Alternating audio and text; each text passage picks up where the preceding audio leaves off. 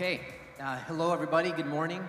It's good to be here with you all. So we've been hearing some very inspirational stories about AI in the future. I think this panel is going to be about what's happening today on the ground across different industries and different geographies.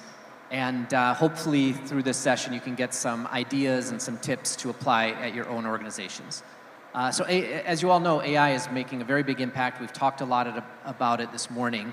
And it's also reshaping industries that are typically seen as being traditional, or maybe we might say even rigid. I don't know if you're comfortable with that, Joseph. But maybe we can start with you. Could you talk a little bit about what AI first means at your organization in the energy sector and what your organization is doing?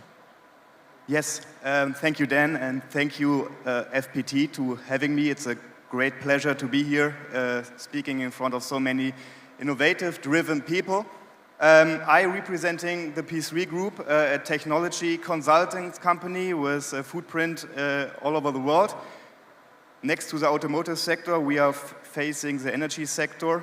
And for us, AI is not a nice to have, it's a must have. And I would like to provide you an example of a very complex energy market.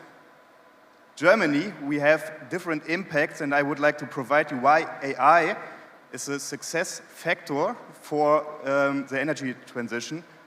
In Germany, we have different impacts. For example, a high growth of electric vehicles. So we have 1.5 battery electric vehicles in the market, 1.5 million. We have a high growth of electrification in the households, for example, heating pumps, etc. In the same time, we are facing different challenges. For example, we stopped consuming the gas from Russia. We stopped all nuclear plants in Germany.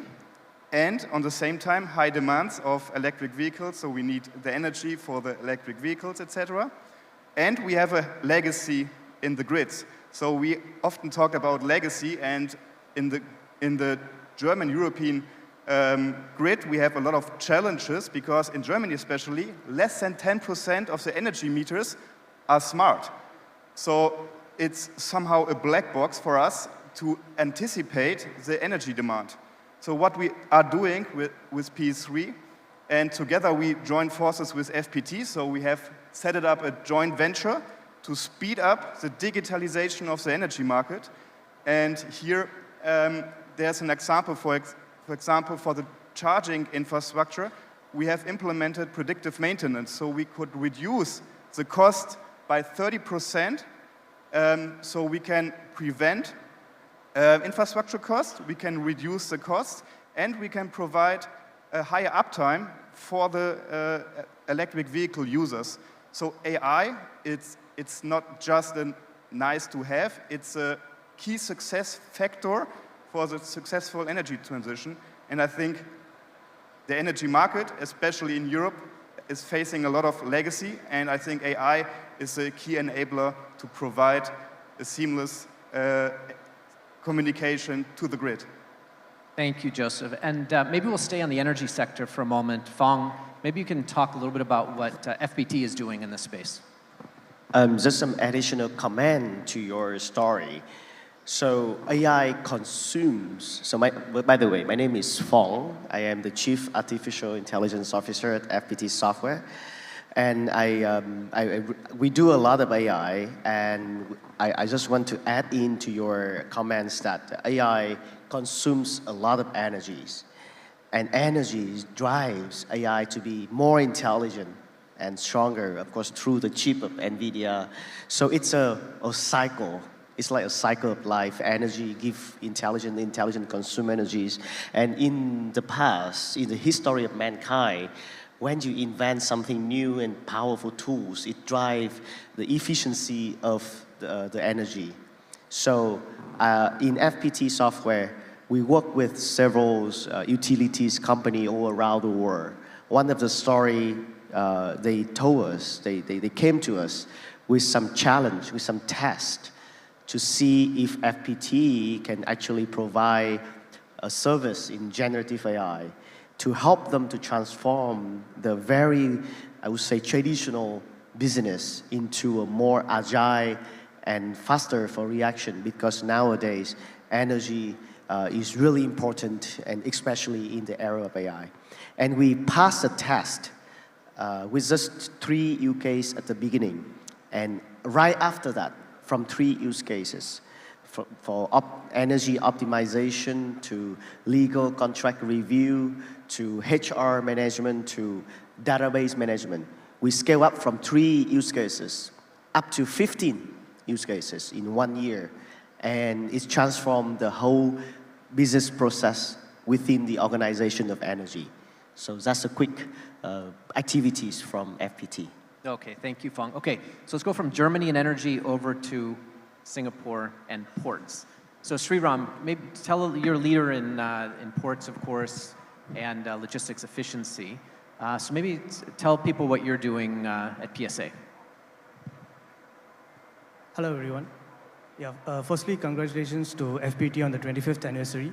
I'm very grateful that I'm here in front of this panel. So I'll address your question in 3 parts. So I represent PSA. PSA is the world's largest port group and headquartered in Singapore. And we operate multiple terminals globally. So specifically in Singapore, we've been using AI across many years, specifically in the areas of automation, automating our planning and operations, because it's quite complex. Terminal operations for shipping is quite complex, so we've been doing that. And our recent development is TUAS Megaport, if you guys heard about it. We started operations about 2 years ago, and as we speak, it is the world's largest fully automated port. And that is fully driven by AI. Without AI, it's impossible to operate at that kind of complexity. So that's from the port angle. But we didn't stop just at the port. We know that to achieve a port and logistics ecosystem effect, we also need to move out of the port into the logistics and supply chain as well.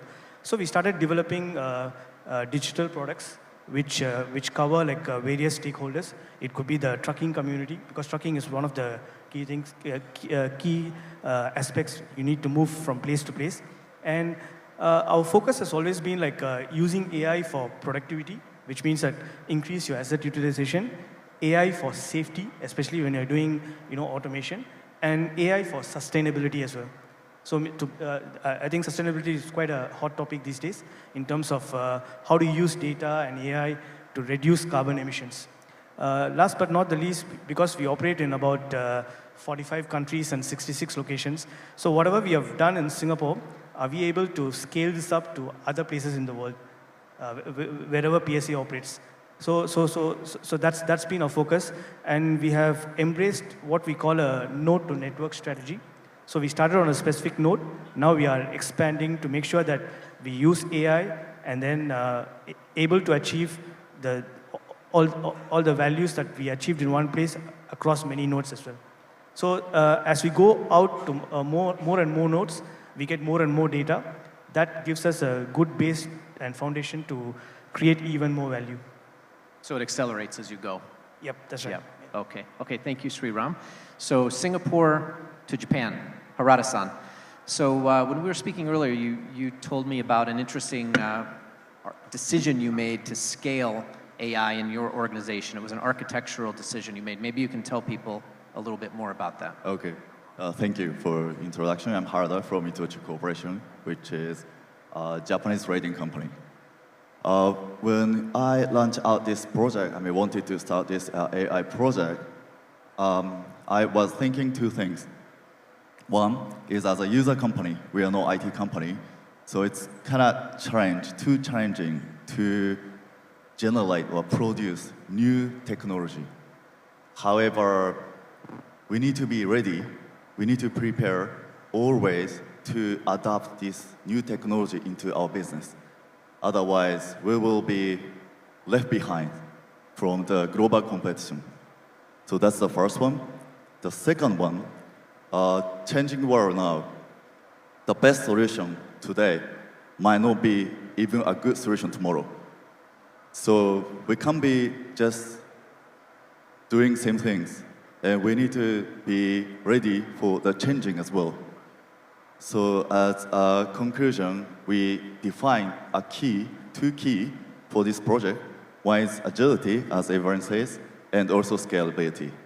So agility and scalability was our key factors when we launched out the project.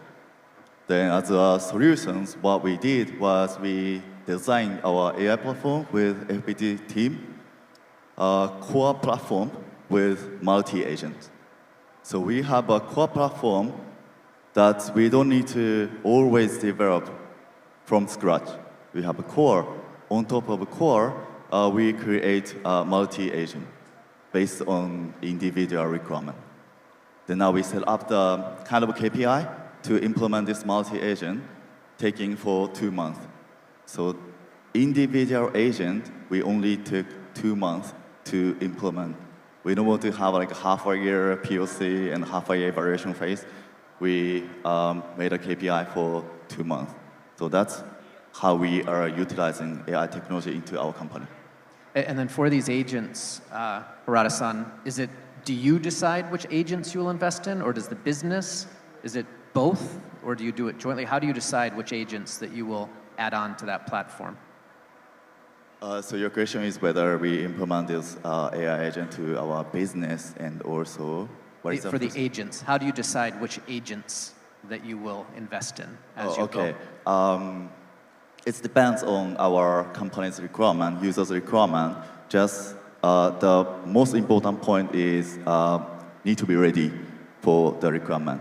Then some of the example, one thing is about we are using SAP. So we integrated agent with SAP for data analyzing. Then now we are working on it to use prompt, natural language, to use SAP. So that's one of the examples. Another one is we have a lot of internal company data, which we need to utilize for our business development. So we integrated with those database and showing the idea of our future business. Okay, thank you. And Phong, do you want to talk a little bit about how you partnered with ITOCHU to make this happen? So thanks to the support of Harada-san for a very, I would say, a very visionary technology expert in Japan. We have the chance to support you for the multi-agent system building. And luckily, FPT has been investing in the technology of AI and generative AI even before the moment of ChatGPT. Thanks to our relationship with the world-renowned expert in the world like Joshua Banjo. He's a leading scientist in Mila, Quebec AI Institute in Canada. And we already invested in talents development so that we get the concept of GenAI from a very early stage. And when ITOCHU and challenge us with the problems, and if we can solve for them, and we say, hey, we are ready. This we already apply in FPT. And one of the things is we always use our own environment as a test bed to practice before we go and help our other customers. So that's the spirit of FPT, is always innovate, try it on ourselves, like the scientists before they want to invent some new medicine, they can test on themselves before they give it to the world. So we do the same thing. We give it our own medicine and try first before we support you. So thank you very much for your support. Okay, thank you. Okay, so let's move to Vietnam now. So Weihan, we had a good outline from your colleague about what NVIDIA is doing. Everybody knows who NVIDIA is and what you're doing globally. But let's talk a little bit about Vietnam. So what do you see as the role for Vietnam, as we go down this AI road? Yeah, so I was very fortunate to have spent a week here in Vietnam. And quite honestly, what we like to do is make AI easy, okay? So AI today is quite complex, and we like to make it easy. So the investments that you see in AI Factory, whether it's here or in Japan, That's something that we really, really support in this effort. In Vietnam, I also see a large and useful pool of talent. And this is very precious, right? Because you need talent. Secondarily, you also need domain knowledge. So as you saw today, even some of the demos out there, whether it's autonomous vehicle, whether it's robotic edges, whether it's use cases like the Port of Singapore, factories, automotive, we need talent, like the likes of FPT, to help the customer process and harness that data and turn it into intelligence. And you deploy that anywhere, where there is the infrastructure. So that to me is super important. All the ingredients are right here in Vietnam.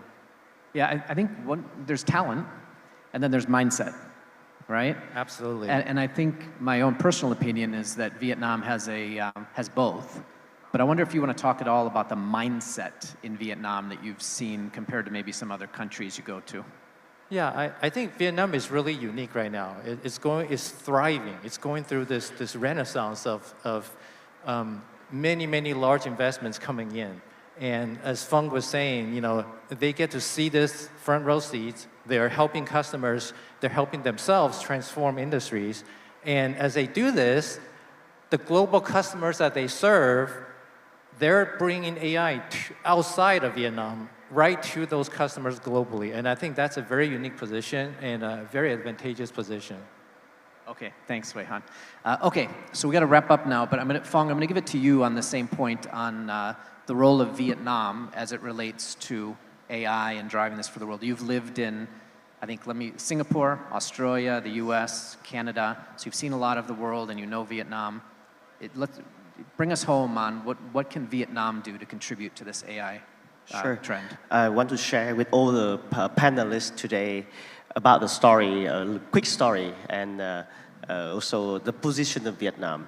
So I used to be a researcher in AI for 15 years, and I very fortunate I can travel to the top AI conference in the world. And when I see the people in the top AI conference, I realize there are so many Vietnamese people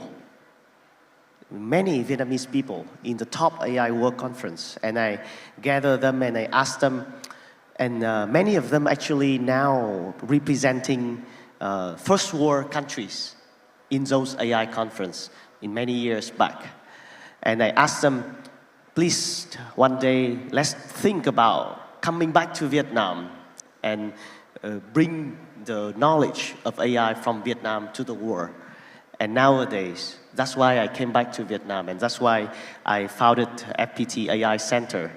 Together with many scientists in the world, we've tried to become the hub of AI in Silicon, like a Silicon Valley of AI in Southeast Asia, to try to bring it here. And one of the secret source for Vietnamese talents to be good at AI is because when we were small, we got a heavily learned mathematics.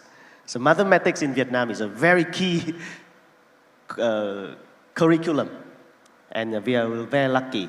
And one of the strengths is the youth.